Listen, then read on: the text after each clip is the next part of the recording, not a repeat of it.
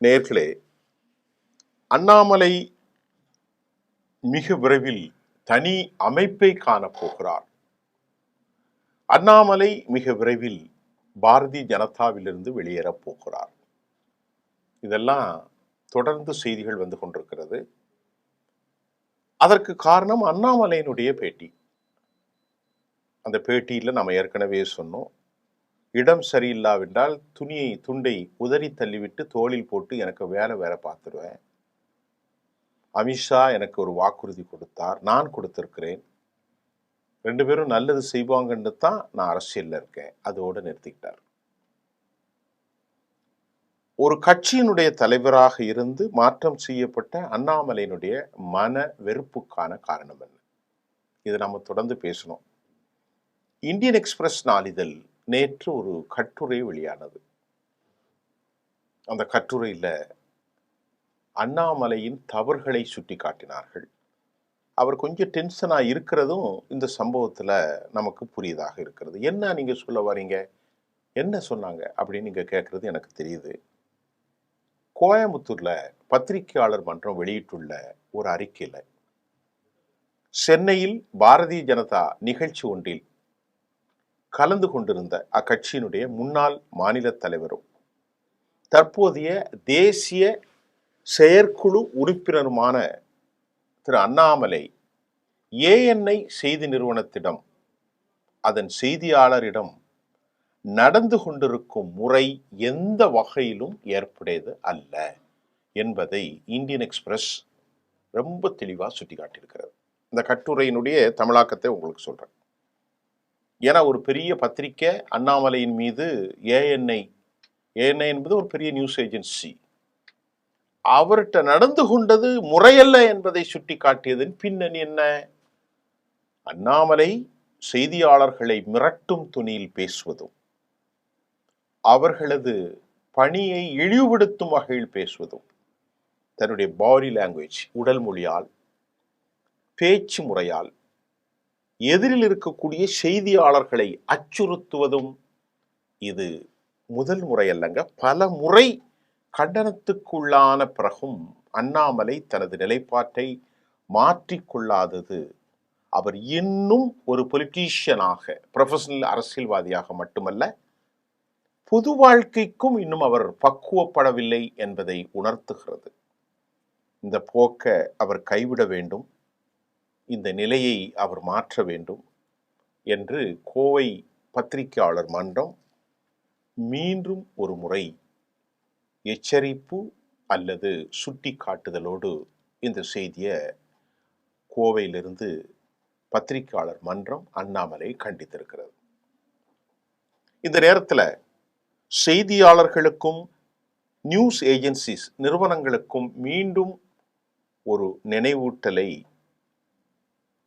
கோவை பத்திரிகையாளர் மன்றம் முன்வைத்தது. அதில் போட்டி நிறைந்த துறையாகிவிட்டதால், ஊடகத்துறை தான் சொல்றாங்க, போட்டி நிறைந்த துறையாகிவிட்டதால் ஊடகத்துறையில் பணியாற்றுபவர்கள் இது போன்ற நபர்களை திரும்ப திரும்ப நிறுவனங்களின் கட்டாயத்தின் பேரில் பேட்டி காண வேண்டிய ஒரு கலைச்சூழல் உருவாயிற்று. அழகா சொல்றாங்க பாருங்க. அந்த நிறுவனம் டிஆர்பிக்காக இன்னென்ன ஆட்களெல்லாம் நீங்க பேட்டி கொடுங்க அப்படின்னு சொல்றாங்க. அதிகாரப்பூர்வ செய்தியாளர் சந்திப்புகள் அல்லது முன்கூட்டியே பேட்டிக்கான செயல் திட்டத்தை முடிவு செய்துவிட்டு செய்தியாளர்களை தங்களது நிறுவனங்கள் இது போன்ற அரசியல் கட்சி பிரமுகர்களை பேட்டி காணும் நிகழ்வை திட்டமிட வேண்டும். திடீர்னு போனா எப்படி அப்படின்னு தான் கேட்குறாங்க. முன்னக்கூட்டியே எல்லாம் சொல்லி அதெல்லாம் பார்த்து அதுதான் திட்டமிடணும். அப்படி திருப்பி கிலவா அப்படி திட்டமிடாமல் மாறாக அரசியல் கட்சியினர் செல்லும் இடமெல்லாம் செய்தியாளர்கள் சென்று உடனே மைக்கை நீட்டி கருத்து பெற வேண்டும் என்று ஊடக அறநெறிகளுக்கு எதிரான நிலைப்பாட்டை முற்றிலுமாக நிறுத்த செய்தி நிறுவனங்கள் கொள்கை முடிவு எடுக்க வேண்டும். இதுவும் சரிதானே. ஒருவன் இறங்கி வந்துச்சுன்னா அவன் என்ன மூட்டில் வருவான்னு தெரியாது. அவங்க அப்பா இறந்திருப்பாங்க, அம்மா இறந்திருப்பாங்க, அக்கா தங்கச்சி இறந்திருப்பாங்க, அண்ணன் தம்பி இறந்திருப்பாங்க. டெல்லியிலேருந்து வருவார், உடனே மைக்கை கொண்டு நீட்டினான்.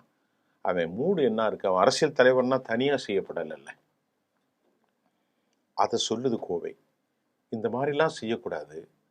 அதற்கான ஒரு புரோட்டோக்கால், அதற்கான ஒரு பிளேஸ், அந்த அனௌன்ஸ்மெண்ட் அதோட தான் நிறுத்தணுமே தவிர வரும்போது போகும்போதெல்லாம் மைக்கு நீட்டக்கூடாது. சூப்பர்ல, இது ரொம்ப ரொம்ப நல்லா இருக்கு.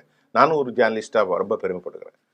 மேற்கண்ட முடிவே இது போன்ற தேவையற்ற சர்ச்சைகளையும் ஊடகங்கள் மீதான எதிர்மறையான விரும்பத்தகாத விமர்சனங்களையும் தவிர்க்க வாய்ப்பளிக்கும் என கோவை பத்திரிகையாளர் மன்றம் மீண்டும் மீண்டும் வலியுறுத்துகிறது. அளவுக்கு மிஞ்சினா அமிர்தமும் நஞ்சி. இதை உணர்ந்துதான் 24 மணி நேர ஊடகங்கள் தங்களது ரேட்டிங் போட்டிக்காக பத்திரிகையாளர்களை ரொம்ப பகடைக்காய்களாக பயன்படுத்துவதை நிறுத்த வேண்டும் என்பதையும் இந்த மன்றம் சுட்டிக்காட்டுகிறது. யாகாவரையினும் நாகாக்க என்னும் சொல்லும் அதே நேரத்தில் மதியாதார் தலைவாசல் மிதியாதே என்பதையும் ஊடகங்கள் அறத்தோடு நினைவில் கொள்ள வேண்டும் என்றும் அதில் தெரிவிக்கப்பட்டிருக்கிறது. இப்போ இந்த செய்தியாளர்கள் சந்திப்புல பத்திரிகையாளர்களுக்கு கூடப்பட்டது என்னன்னா, அண்ணாமலை மிரட்டும் தொனியில் பேசினார். அண்ணாமலை அவருடைய உடல் மொழி, பாடி லாங்குவேஜ் அவ்வளவு சரியா இல்லை. ஏஎன்ஐ நியூஸ் ரிப்போர்ட்டர் அவர் மிரட்டும் தொலையிலையோ அவ்வளவு பெரிய ஊடகங்கள்ல என்ன பேசினார் என்பதை இந்தியன் எக்ஸ்பிரஸ் குறிப்பிடாவிட்டாலோ அந்த செய்தியில ஒரு ஆழமான கருத்தை நாம் பார்க்கிறோம். அண்ணாமலை 1000 அழுத்தத்தில் இருப்பான், அவன் ஒரு மனிதன் தானே. அண்ணாமலை என்பவன் தனியானவர் ஒன்றுமில்லை, அவரும் ஒரு மனிதர் தான். ஆனால் திட்டமிட்ட திரு அண்ணாமலையின் இந்த மிரட்டல் நடத்தியிருந்தால் அது ஏற்புடையதல்ல. அவர் காவல்துறையினுடைய பெரிய அதிகாரியாக இருக்கலாம், இருந்து ஓய்வு பெற்றிருக்கலாம். பாரதிய ஜனதாவில் அவர் வருங்காலத்தில் பெரும் பதவிகளை கூட அடையலாம், அதுவும் நமக்கு தெரியாது. தமிழ்நாட்டின் தலைவனாக கூட இருக்கலாம், அதுவும் நமக்கு தெரியாது. இதெல்லாம் 3 வருஷத்துக்கு முன்னாடி யார் இந்த அண்ணாமலை, யாருக்கும் தெரியாது. எந்த எல்லைக்கும் எந்த உயரத்திற்கு சென்றாலும் உடல் மொழியால், வாய்மொழியால், கண்ணின் பார்வையால் பிறரை மிரட்டும் மோசமான போக்கு ஒரு அரசியல் தலைமையை அவனை காலி செய்துவிடும் என்பதை அண்ணாமலை நன்கு உணர வேண்டும். 37 வயசுல தான் அரசியலுக்கு வந்து இன்னைக்கு 39 40 வயசு தான் ஆகுது. இந்த பத்திரிகையாளர்களும் எல்லோரும் அண்ணாமலையை ரொம்ப உச்ச நிலைக்கு கொண்டு போயிட்டாங்க. அது அவருக்கு ஒரு பெரிய பேக் ஃபயர், பின்னடைவு. யாரை பார்த்தாலும் அண்ணாமலை அப்படி பேசுறார், அண்ணாமலை இப்படி பேசுறார். ஆனால் அவர் மீது இருக்கக்கூடிய ஊழல்கள் என்ன? எல்லா ஊழல்களையும் சொல்லக்கூடிய அண்ணாமலை அவர் மீது இருக்கக்கூடிய ஊழலுக்கு அவர் இருந்து கொண்டுதான் இருக்கிறது. குறைந்த காலத்தில் அதிக செல்வத்தை சேர்த்த சீமானாக அவர் மாறியிருக்கிறார்.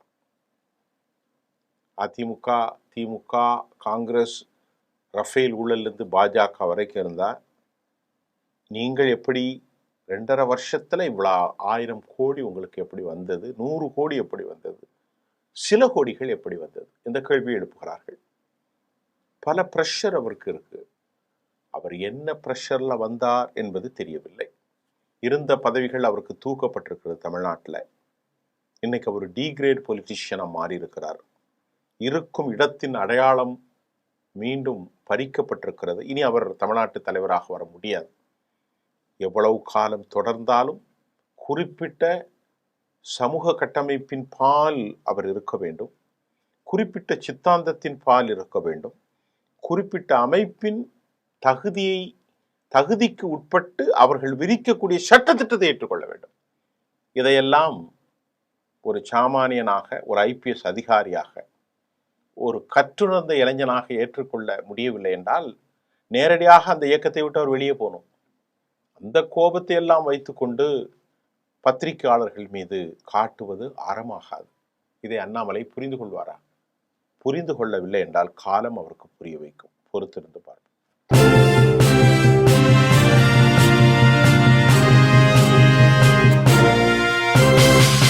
உடனுக்குடன் அப்டேட் தெரிந்து கொள்ள ஜெம் டிவி தமிழ் ஆப்பை இன்ஸ்டால் செய்யவும்.